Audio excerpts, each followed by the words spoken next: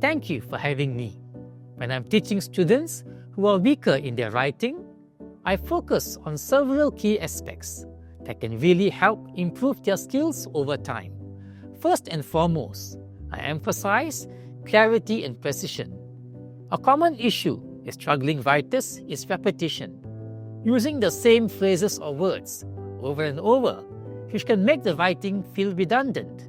My goal is to help students avoid this by encouraging them to experiment with different ways of expressing the same idea.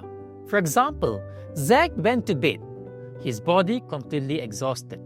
We can write it as Zack slipped under the covers, feeling the weight of exhaustion, pulling him into a deep, restless slumber.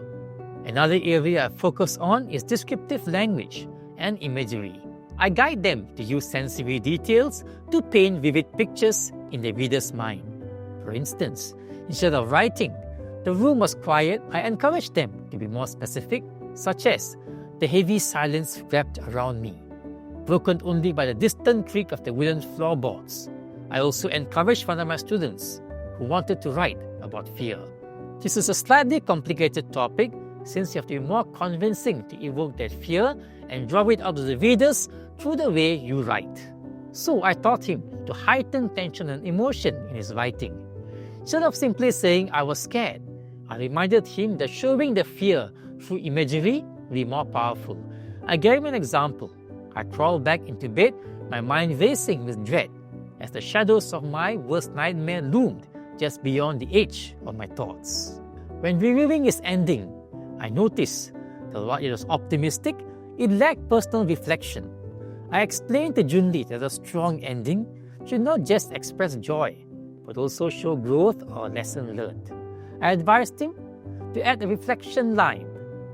Though I was relieved, I realized the next time I would handle the situation differently. I learned the importance of staying calm in moments of stress and not letting fear dictate my actions. I also reminded him that a good conclusion should offer a small but meaningful action for the future.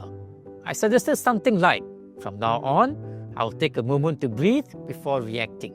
It's a small change, but I know it'll make a big difference." I want my students to see that small but deliberate changes could transform their writing. Most of the time, it is about motivation. With that during our practices, they'll retain better to perform better in school.